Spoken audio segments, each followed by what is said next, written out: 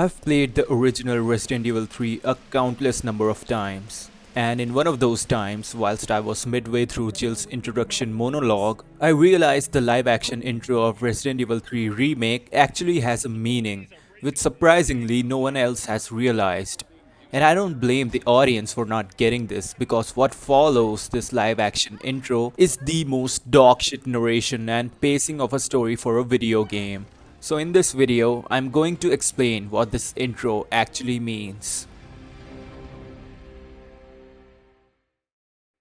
In the original Resident Evil 3's intro, there's a monologue of Jill where one of the things she tells us is that the Raccoon City is controlled by Umbrella. An ordinary day in Raccoon City.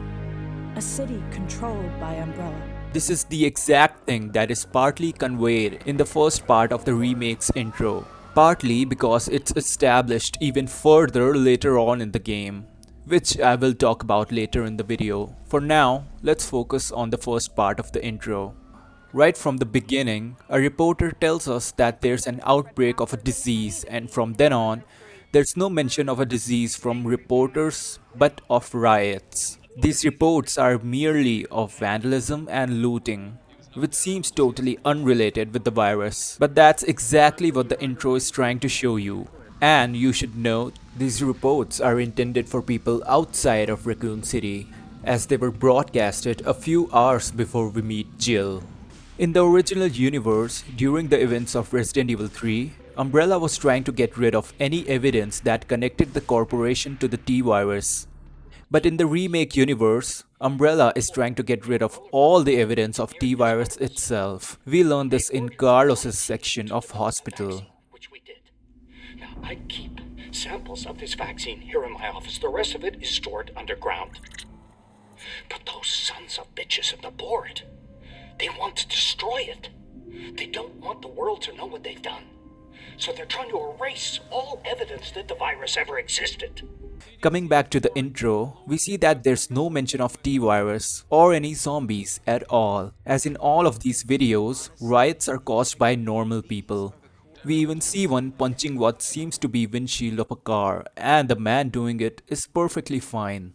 This shows that all the news agencies were under the control of Umbrella. They were doing what Umbrella had told them to do and not actually reporting what's happening in the Raccoon City. I have seen a lot of people speculate that the reason for these unrelated reports was because nobody knew what was actually going on, and that Chief Irons was getting rid of all the evidences of the T-virus. This, however, is not the case.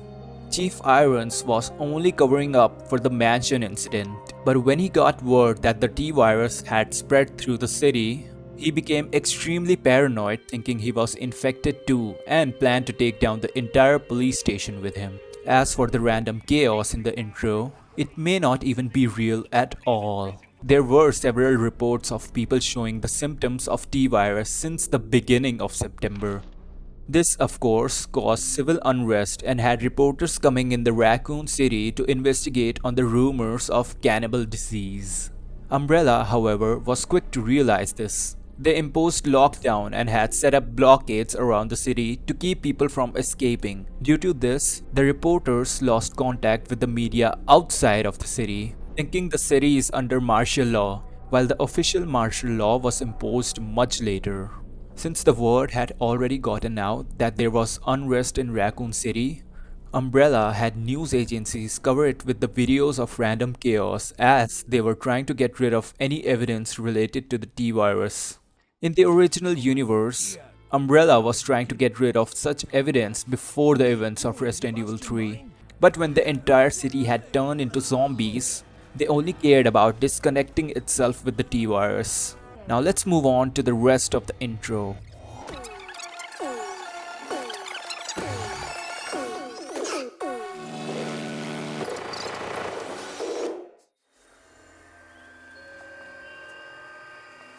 We first see a guy trying to demote Umbrella with his horrible acting. Then we catch a glimpse of the Nemesis. This foreshadows that the game will be more about the Nemesis than Jill's escape from Raccoon City, and this is the reason why this game failed as a remake.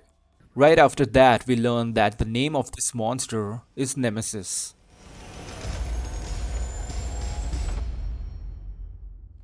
I'm planning to make more videos on Resident Evil franchise, so if you want to stick around for that, make sure to subscribe. This is Vamdimo signing out.